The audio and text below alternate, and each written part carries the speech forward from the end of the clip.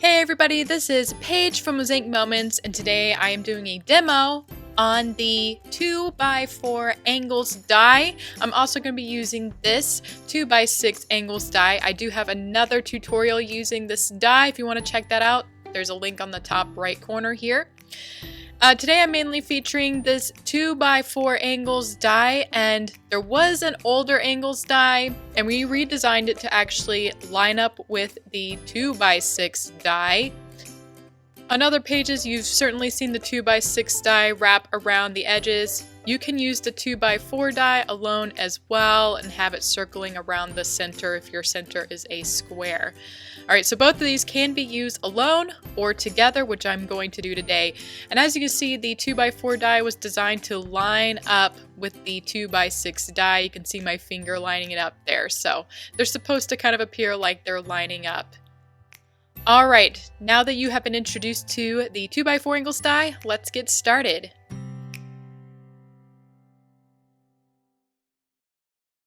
Alright, to use these dies, you will of course need a die machine. Today I'm using the Sizzix BigShot, which if you are deciding between the Sizzix BigShot or the Big Kick, I personally like the BigShot more because I think it runs through more smoothly. Anyway, I just put a sheet of paper down that I cut earlier and made it a little bit bigger than the die itself. And again, this is the 2x4 angles die. So you roll it through the machine, and then sometimes the little frame part gets stuck, and that's the part you want to save. So I'm just going to get rid of those excess pieces, and I need to get this frame out. So I have a sharp pair of tweezers, and you poke it through one of the little holes on the back, and it should come out just like that.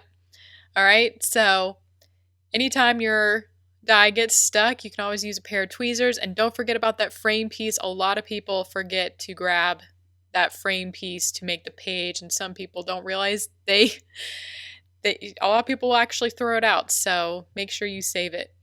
Alright, this is the 2x6 angles die, and pretty much the same instructions as before. And you notice with both dies, I put them in at an angle, and that's because we find that the die machines roll through and cut easier when the dies are at an angle versus rolling them straight through.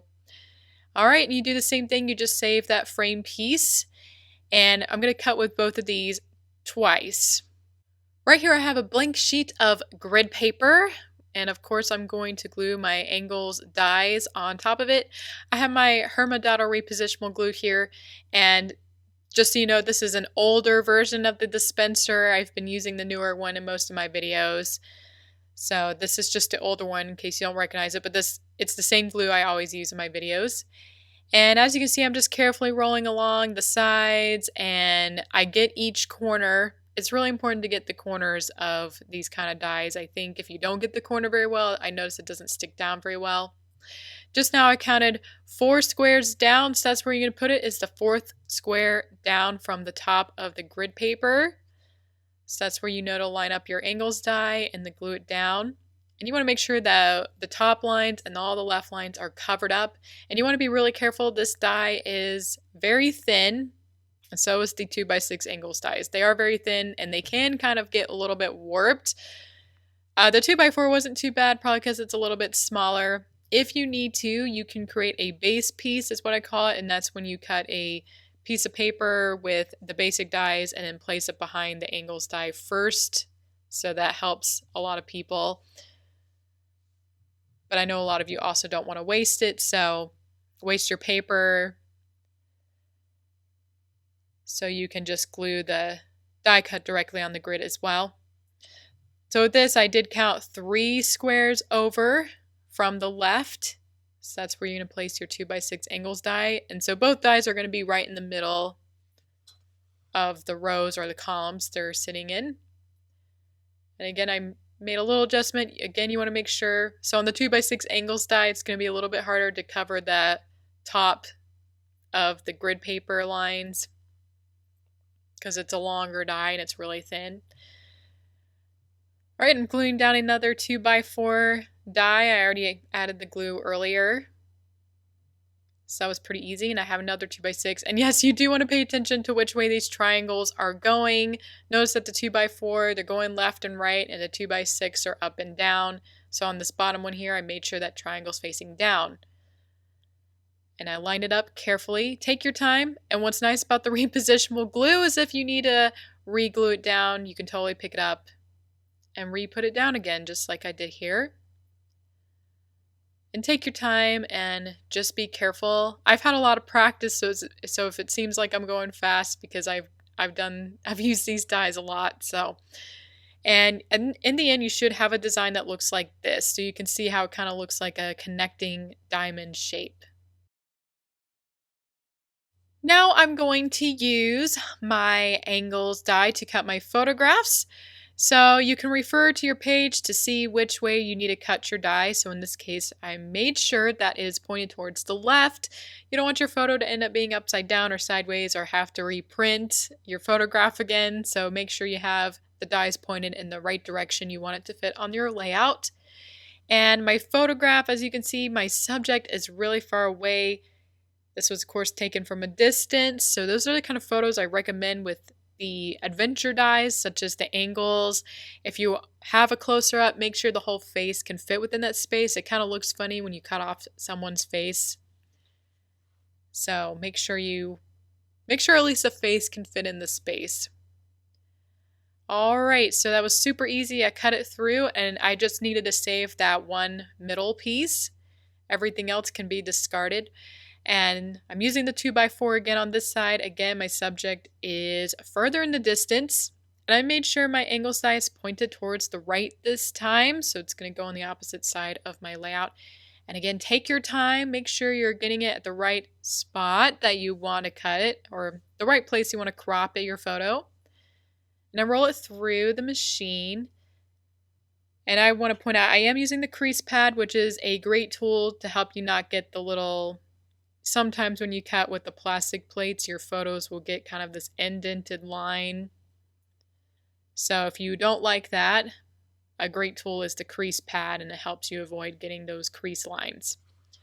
All right, now I'm using the 2x6 die, and now that I've done this video, I realize if you need to, you can, I believe the 2x4 and 2x6 dies, the triangle center is the same exact size. And I know the 2x6 die is pretty long, so you could just use the 2x4 die to cut out all your centers if you don't want to roll your entire 2x6 die all the way through.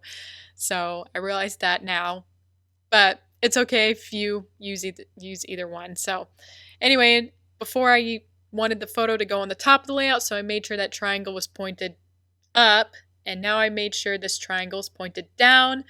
Again, you can see my subjects, the people, are farther away in the distance. So usually when there's people or even animals in the photographs, I like it more when they're in the distance. And usually with the angles die, you want to make sure that your subject's going to fit more in the middle. That tends to look the best with the triangle cuts. So make sure when you crop them, like here, your subject's in the middle of your cut. It doesn't have to be, but I find that looks the best with the triangle cut dies of any sort, really.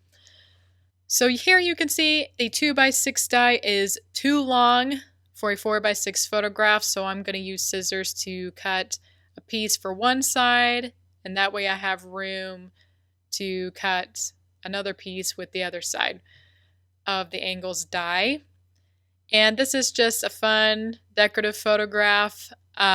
You could use pattern paper if you don't have a photograph that can fit in these outer edges, but I had this photo, so that's what's going to go around the layout on the outer parts of the angles die. Alright, so I'm going to cut these both at the same time. It's going to take me a little bit here to make sure they line up. I did not grab washi tape, which probably would have helped keep them in place a little bit better. So I am using a magnetic plate, but I find on the Sizzix, I don't think the magnetic plate is particularly strong. So I sometimes feel like the die doesn't stay in place, especially once you can see my plate here, it's pretty scratched up or cut up really. So I really like the magnetic plate, but I do find it's not super strong, and so I wish the die could stick down a little bit better. But I was able to cut these two pieces at the same time, which is really nice. It's always nice when you can get things done in less cuts. So if you need to, you can do each cut one at a time. That would probably be easier actually than what I did, because I had to make sure they were kind of overlapping each other. But again, I got them. So I have those two cut. Of course, I'm going to be cutting with that one again. And yes, the outer edges of both these dies are different sizes, so you can't just use the 2x4 to fill in the 2x6 or vice versa.